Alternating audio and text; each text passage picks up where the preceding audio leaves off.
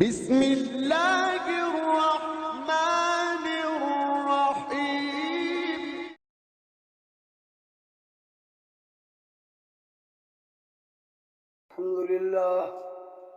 الحمد للہ نحمده ونستعینه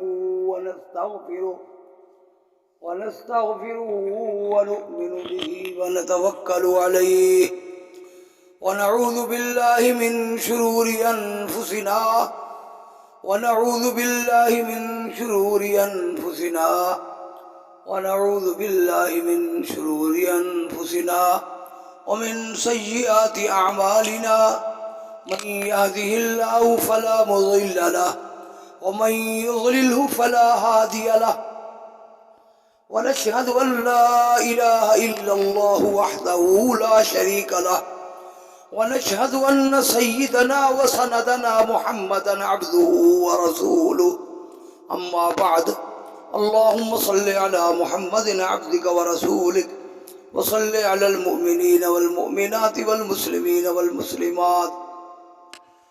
آج کی مجلس میں ایک واقعہ بیان کرنے لگا ہوں، جو واقعہ میں نے سنا حضرت شیخ مولانا محمد عبداللہ سے بکھروی رحمہ اللہ سے، اور انہوں نے وہ واقعہ حضرت خواجہ خان محمد صاحب رحمہ اللہ سے نقل کیا، اور انہوں نے حضرت مولانا خیر محمد صاحب رحمہ اللہ سے نقل کیا۔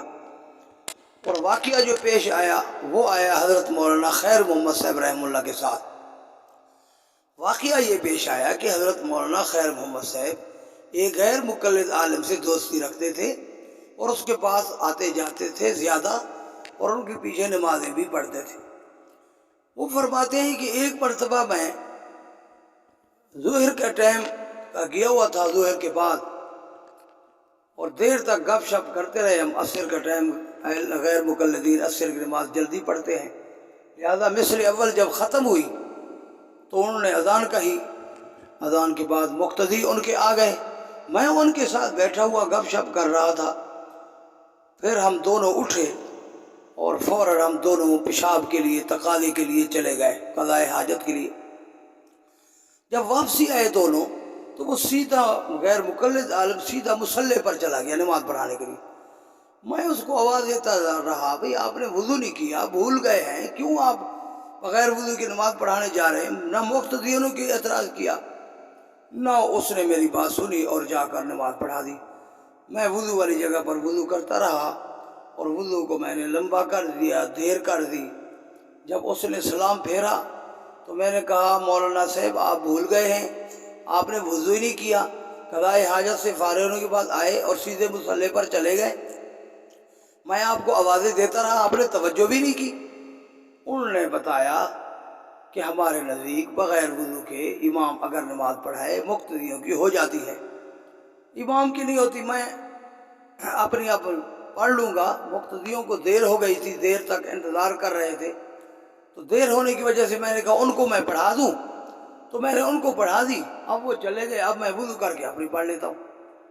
تو حضرت مولانا خیر محمد صاحب رحمہ اللہ نے فرمایا، اس کے بعد میں نے سچی توبہ کی کہ میں کسی غیر مقلد عالم کے پیچھے کبھی نماز نہیں پڑھوں گا۔